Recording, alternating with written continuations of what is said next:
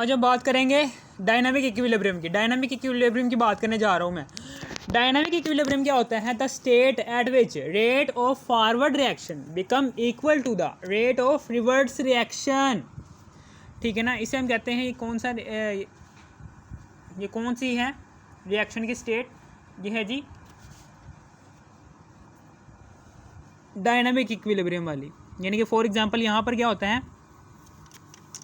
यहाँ पर ये हो रहा होता है कि जिसमें hydrogen rate of forward reaction क्या होता है, यानी कि जब प्रोडक्ट आपस में मिलती हैं, प्रोडक्ट आपस में मिलने के बाद रिएक्टेंट आपस में मिलने के बाद प्रोडक्ट बना दें।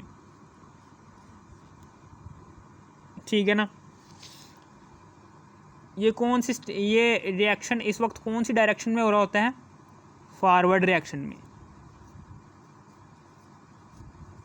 फॉरवर्ड डायरेक्शन में हो रहा होता है, इसे हम कहते हैं इसलिए फॉरवर्ड रिएक्शन। और जब यही प्रोडक्ट्स आपस में कंबाइन हो, जब यही प्रोडक्ट्स आपस में कंबाइन होने के बाद रिएक्टेंट बना दें, तो ये कौन सा रिएक्शन होता है? ये होता है रिवर्स।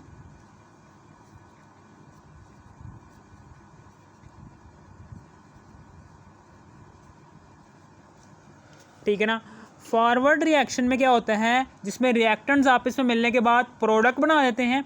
और रिवर्स रिएक्शन में क्या होता है, इसमें प्रोडक्ट आपस में मिलने के बाद रिएक्टेंट बना देते हैं। ठीक है ना, फॉरवर्ड रिएक्शन और रिवर्स रिएक्शन ये होता है।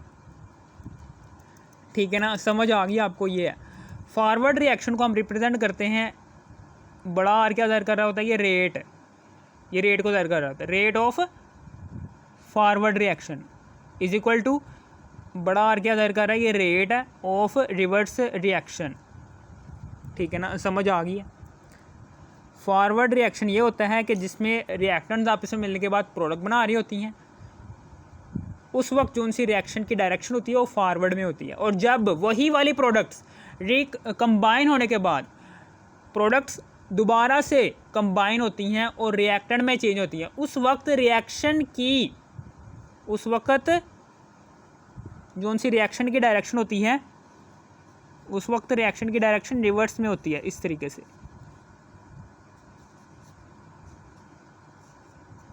जब प्रोडक्ट्स आपस में रिकम्बाइन होने के बाद दोबारा से रिएक्टेंट में चेंज हो जाए, उस वक्त रिएक्शन की जो उनसी सिमत होती है वो रिवर्स में होती है। Reverse reaction is equal to R. ठीक है ना, समझ आ गया आपको? ये है। अब फिर उसके बाद आगे मैं बताना चाह रहा हूँ इसके बारे में, डायनामिक इक्विलिब्रियम में क्या होता है, जिसमें रेट ऑफ फॉरवर्ड रिएक्शन, जिसमें रेट ऑफ फॉरवर्ड रिएक्शन, इनके फॉरवर्ड रिएक्शन की स्पीड क्या हो जाए? रिवर्स रिएक्शन के इक्वल हो जाए। फॉरवर्ड रिएक्शन की स्पीड रिवर्स रिएक्शन के इक्वल हो जाए। Rate of forward reaction is equal to हो जाए रेट ऑफ रिवर्स रिएक्शन के। ठीक है ना, यही यहाँ पर लिखेंगे कि the rate of forward reaction is equal to हो जाए रेट ऑफ रिवर्स रिएक्शन के।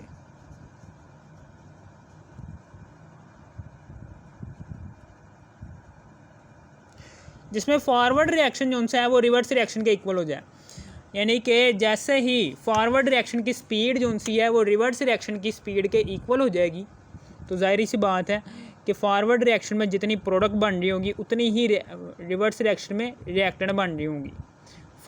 रिएक्टेंट और प्रोडक्ट की कंसंट्रेशन इक्वल हो जाएगी। इस स्टेट में क्या होता है? इस स्टेट में ये होता है कि मोलर कंसंट्रेशन ऑफ प्रोडक्ट, यानी कि प्रोडक्ट की मोलर कंसंट्रेशन जो उनसी है वो इक्वल हो जाती है रिएक्टेंट की मोलर कंसंट्रेशन की। यानी कि जितनी सिस्टम के अंदर, ये सिस्टम है, फॉर एग्जांपल इस सिस्टम के अंदर हमने हाइड्रोजन और आयोडीन, ये दोनों गैसेस को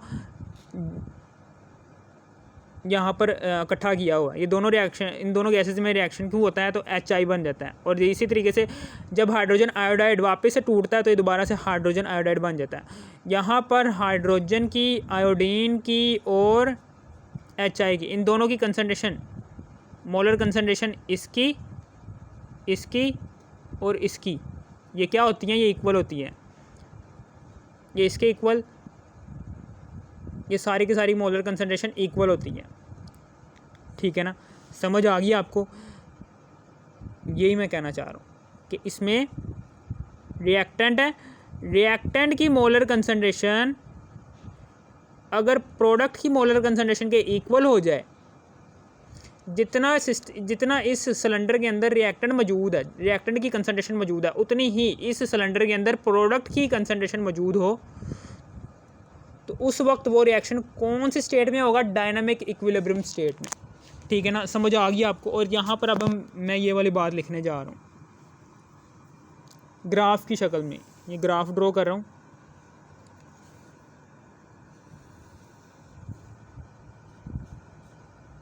ये ग्राफ ड्रॉ कर दिया।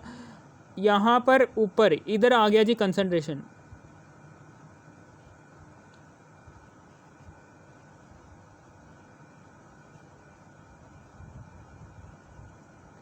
इधर आ गया जी टाइम। कंसंट्रेशन ऊपर की तरफ बढ़ रही है, टाइम इधर की तरफ बढ़ रहा है। ठीक है ना, समझ आ गई? अब यहाँ पर जैसे जैसे आपको पता है कि ये जो उनसे है, ये रिएक्शन है, यहाँ पर रिएक्टेंट की कंसंट्रेशन क्या है? ज़्यादा है। शुरू में क्या होता है? शुरू में जब रिएक्शन स्टार्ट हो रहा होता है उस वक्त रिएक्टेंट की कंसंट्रेशन क्या होती है? ज़्यादा, और प्रोडक्ट की कंसंट्रेशन क्या होती है? कम।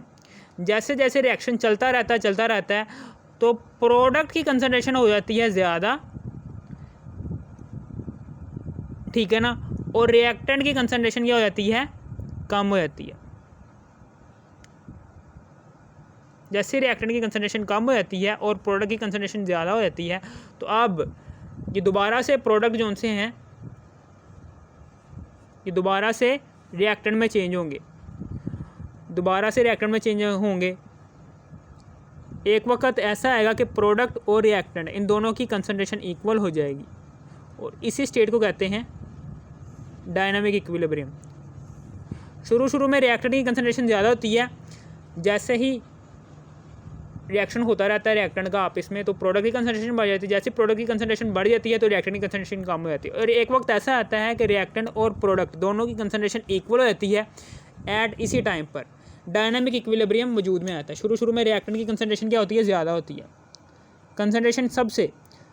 कंसंट्रेशन ऊपर की तरफ बढ़ रही है ना, ऊपर की तरफ सबसे शुरू में रिएक्टेंट की कंसंट्रेशन ज़्यादा होती है, लेकिन जैसे ही वक्त गुजरता रहता है रिएक्टेंट की कंसंट्रेशन कम होती जाती है, लो जी, कम होती गई। लेकिन एक वक्त ऐसा आता है कि यही वाला रिएक्टेंट जो उनसा है इसकी कंसंट्रेशन ऐसे कांस्टेंट लेवल में बढ़ती है, कांस्टेंट लेवल में चली जाती है। इसी तरीके से शुरू में प्रोडक्ट की कंसंट्रेशन क्या होती है? कम होती है। प्रोडक्ट की कंसंट्रेशन कम होती है और जैसे जैसे वक्त गुजरता रहता है तो प्रोडक्ट की कंसंट्रेशन ऐसे से आहिस्ता आहिस्ता बढ़ती जाती है। रिएक्टेंट की कंसंट्रेशन कम थी, रिएक्टेंट की कंसंट्रेशन ज़्यादा थी, वो भी आहिस्ता आहिस्ता कम होकर, ठीक है ना, ऐसे सीधी होगी। जैसे इसका मतलब क्या है? ये सीधी लाइन में कांस्टेंट हो गई। इसी तरीके से प्रोडक्ट है, प्रोडक्ट जैसे प्रोडक्ट की कंसंट्रेशन ज़्यादा हो गई तो यहाँ पर प्रोडक्ट जो सा है वो भी आपस में टूट कर प्रोडक्ट की कंसंट्रेशन बढ़ती, लेकिन एक वक्त ऐसा आ गया कि ये भी बढ़ना रुक गई और एक सीधी लाइन में बढ़नी शुरू हो गई। इस पॉइंट पर ये जो उनसे पॉइंट है, इस पॉइंट पर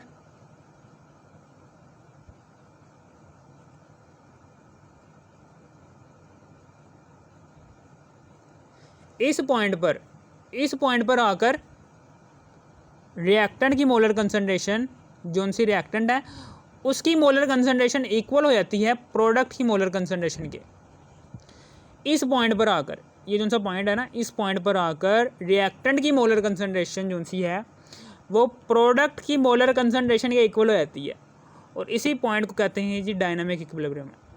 अब ये आपस में मिलेंगे नहीं, जब ये आपस में मिलेंगे नहीं तो समझ लेना कि कभी भी कॉन्स्टेंटली बढ़ती जा रही है अगर, ठीक है ना, समझ आ गई आपको।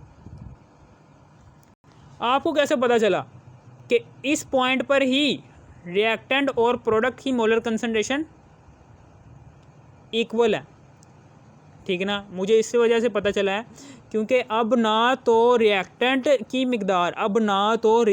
मिकदार कम हो रही है या फिर अब ना तो रिएक्टेंट की कंसंट्रेशन में इजाफा हो रहा है या फिर कमी आ रही है, और ना ही प्रोडक्ट की कंसंट्रेशन में इजाफा हो रहा है कमी आ रही है। बस ये दो लाइनें ये जाहिर कर रही हैं कि रिएक्टेंट की जो सी कंसंट्रेशन है, ये ऊपर रिएक्टेंट है, रिएक्टेंट की कंसंट्रेशन जो सी है वो भी कॉन्स्टेंटली वे ऑफ मैनर में बढ़ती जा रही है। इसी तरीके से प्रोडक्ट की कंसंट्रेशन भी कॉन्स्टेंटली वे ऑफ मैनर में बढ़ती जा रही है, कॉन्स्टेंट हो गई है, बस ये कह देना। रिएक्टेंट की कंसंट्रेशन भी कॉन्स्टेंट हो गई है, प्रोडक्ट की कंसंट्रेशन भी कॉन्स्टेंट हो गई है, ठीक है ना, समझ आ गई। और इसी को ही कहते हैं हम, ये क्या है, डायनामिक इक्विलिब्रियम यहाँ पर प्रोड्यूस हो गया।